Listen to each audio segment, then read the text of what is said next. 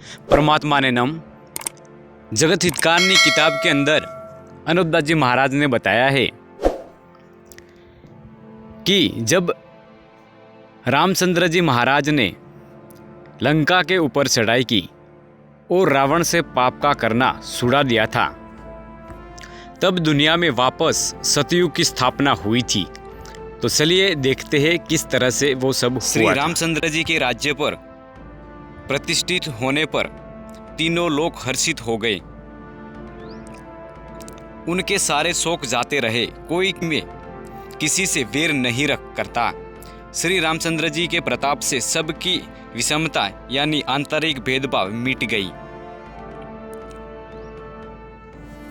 सब लोग अपने अपने वर्ण और आश्रम के अनुकूल धर्म में तत्पर हुए सदा वेद मार्ग पर चलते हैं और सुख पाते हैं। उन्हें न किसी बात का भय है, न शोक है और न कोई रोग ही सताता है।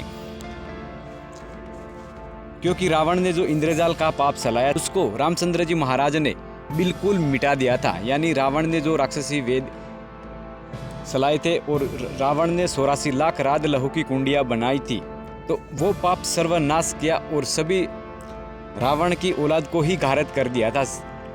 तीनों लोग यानी पूरी सृष्टि के लोगों ने मिलकर उस पाप को छोड़ा दिया था। तब तीनों लोकों में यानी पूरे विश्व के अंदर फिर से एक सतयुग की स्थापना हुई। यह रामचरितमानस की किताब में इसका सबूत है, यानी इसमें जिक्र किया गया है। सब लोग अपने अपने वर्ण और आश्रम के अनुकूल धर्म में तत्पर हुए सदा वेद मार्ग पर चलते हैं और सुख पाते हैं। उन्हें न किसी बात का भय है, न शोक है और न कोई रोग ही सताता है।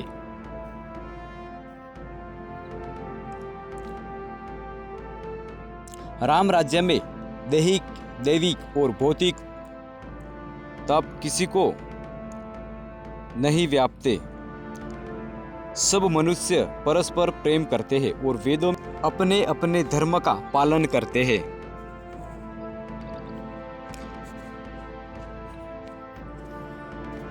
धर्म अपने शरणों पर जगत में परिपूर्ण हो रहा है। स्वप्न में भी कहीं पाप नहीं है, यानी सपनों में भी स्वप्न होता है उसमें भी पाप नहीं है। तो अनुपदास जी महाराज कहते हैं कि ये सपना जो होता है, सुपने जो आते हैं, यह रावण के जमाने से ही आते हैं। यानी रावण से पहले किसी को सपना भी नहीं आता था, किसी तरह का कोई भी विघ्न नहीं होता था रावण से पहले।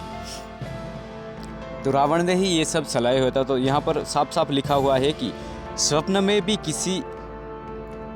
भी कहीं पाप नहीं है। पुरुष और स्त्री सभी राम भक्ति के सभी परम गति मोक्ष के अधिकारी है। छोटी अवस्था में मृत्यु नहीं होती और न किसी को कोई पीड़ा होती है। सभी के शरीर सुंदर और निरोगी है। न कोई दरिद्र है, न दुखी है और न दीन ही है, न कोई मूर्ख है और न शुभ लक्षणों से हीन है। यानी सबकी बुद्धि दुरुस्त हो गई थी और छोटी अवस्था में मृत्यु नहीं होती। यानी बाप से पहले बेटा नहीं मरता था।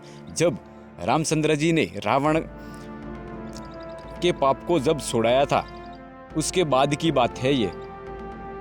तो किसी को किसी तरह की कोई तकलीफ नहीं होती।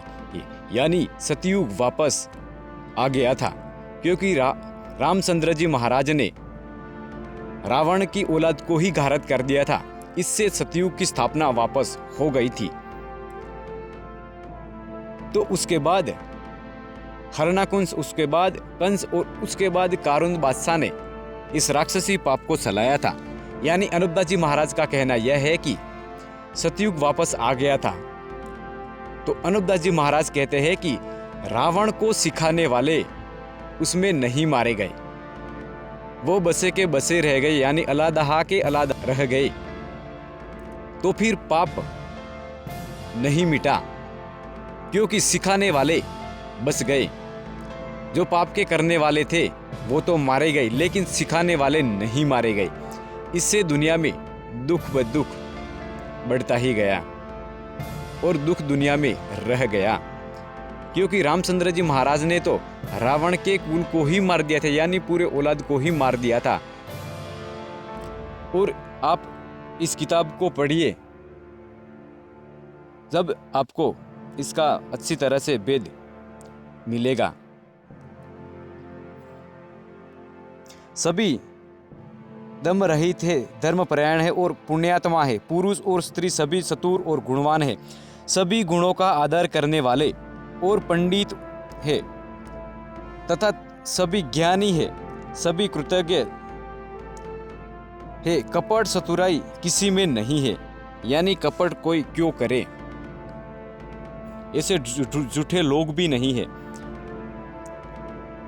तो अनबदास जी महाराज कहते हैं कि यह राक्षसी वेद की किताबें बनियों ने चलाई है, लेकिन बनियों ने यह चालाकी की है कि उन किताबों में कुछ बातें हैं जो सच्ची है, वो तो है, लेकिन ज़्यादा बातें लिखी गई है वो झूठी इन बनियों ने लिख के जाहिर की है, ताकि इस वेद को कोई झूठा न माने। इसलिए कुछ बातें उसमें सही भी है।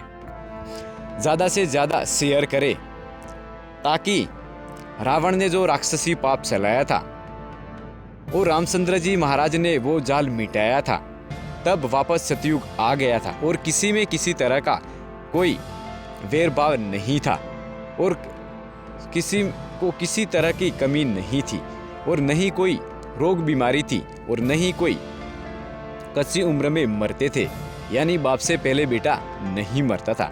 जब रामचंद्र जी महाराज ने संपूर्ण जाल को मिटा दिया था